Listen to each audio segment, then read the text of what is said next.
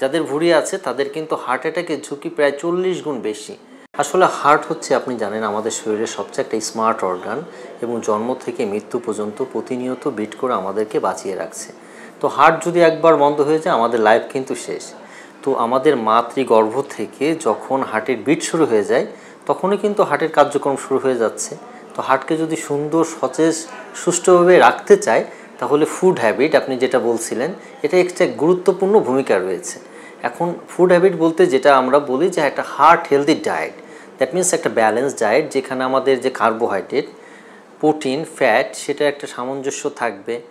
তারপরে তেল যেটা খাবার সেটা বলে যে আমাদের সারা দিনে একটা মানুষের জন্য বা প্রতি মাসে যদি হিসাব করি একটা অ্যাডাল্ট মানুষের জন্য ম্যাক্সিমাম 1 লিটার তেল, এবং সেটা বেস্ট হয় অলিভ অয়েলটা খেতে পারলে।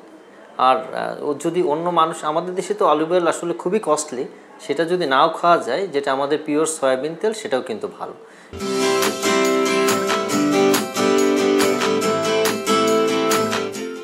কিন্তু যেটা ট্রান্স ফ্যাট, যেটা একই তেলে বারবার যে খাবারগুলো, সেটা কিন্তু খুব খারাপ। যেমন পুরি, সিঙ্গাড়া, দেখবেন যে বিভিন্ন মুখরোচক যে খাবারগুলো, সেগুলো কিন্তু বডির জন্য খুব হার্মফুল। এছাড়া আমি যেটা বলতেছিলাম যে আমরা ভাতে মাছে বাঙালি, আমরা কার্বোহাইড্রেট খেয়ে অভ্যস্ত।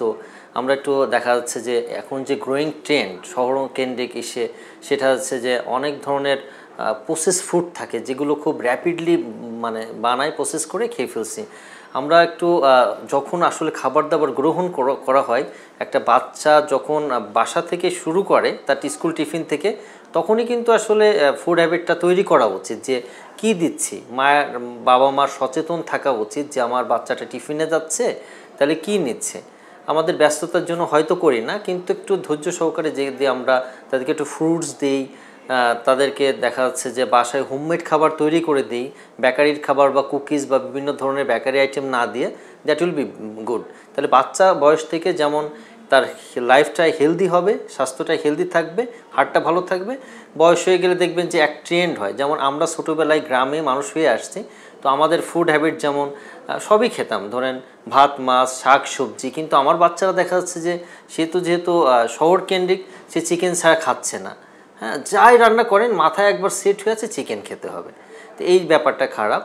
তো আসলে ফুড হ্যাবিট ডিপেন্ড করে যে আপনি কি খাচ্ছেন, কতটুকু খাচ্ছেন এবং কখন খাচ্ছেন। একটু বলবেন যে ভাত, মাছ, দুধ তো আসলে কতটা? হ্যাঁ, দুধ তো অবশ্যই একটা পুষ্টিকর খাবার। দেখুন যে আমরা বলি যে 6 মাস বয়স পর্যন্ত কিন্তু বাচ্চাকে বুকের দুধ দিলেই এনাফ। দুধ হচ্ছে বলে যে পৃথিবীর one of the best food. তো বয়স সাথে সাথে অনেকের বলে যে হার্টের রোগ হলে দুধ খাওয়া যাবে কিনা। হ্যাঁ, শর্ট ছাড়া দুধ সবাই খেতে পারবে, ঠিক আছে। অনেক সময় হার্ট অ্যাটাকের রোগীও কিন্তু আমাদের জিজ্ঞেস করে যাচ্ছে আমি কি দুধ খেতে পারবো। দুধ কিন্তু প্রেশার বলেন, ডায়াবেটিস বলেন, সবাই খেতে পারবে যদি উনি ডাইজেস্ট করতে পারে।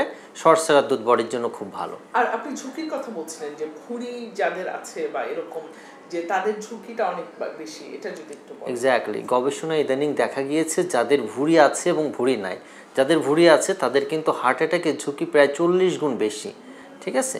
এবং দেখা যাচ্ছে যে আমাদের যে সেডেন্টারি লাইফস্টাইল, কম্পিউটিং করেন, বসে বসে ডেস্কে জব করেন, অতটা ফ্রিকুয়েন্ট এক্সারসাইজ করা হয় না, হাঁটা হয় না, অতটা কিলো ক্যালোরি দেখা যাচ্ছে না খেলেও কিন্তু লেগে যাচ্ছে শরীরে। ফিজিক্যাল ওয়ার্কটা কম হচ্ছে, মেন্টাল ওয়ার্কটা বেশি হচ্ছে। তা আমাদের ফুড হ্যাবিটের পাশাপাশি এক্সারসাইজের উপর কিন্তু জোর দেওয়া উচিত আর কি। আর খাবারের ব্যাপারটা যেটা বলতেছিলাম যে লেট নাইটে খাবার খাওয়া যাবে না। আপনি দেখবেন যে বাইরের দেশের একটা ট্রেন্ড আছে, কিন্তু 7টা থেকে ডিনার শুরু হয়ে যায়, 8টা, 9:30টার ভিতর, 8:30টার ভিতর কিন্তু ডিনার শেষ হয়ে যায়। সো আমরা যদি আর্লি খাই, তারপরে মেটাবলিজম হইতে ধরেন যে আপনি ঘুমন 11টা, 11:30টার দিকে, একটা লং গ্যাপ পাচ্ছেন, ঠিক আছে। এবং পেটটা নিয়ম হচ্ছে আপনি সকালে খাবেন বলে যে রাজপুত্রর মতো, দুপুরে খাবেন হচ্ছে রাজার মতো, আর রাত্রে খাবেন ভিখারির মতো। এই ফুড হ্যাবিটটা কিন্তু খুবই ভালো। আপনি জানেন যে early to bed and early to rise, এই হ্যাবিটটা কিন্তু সবার জন্যই প্রযোজ্য।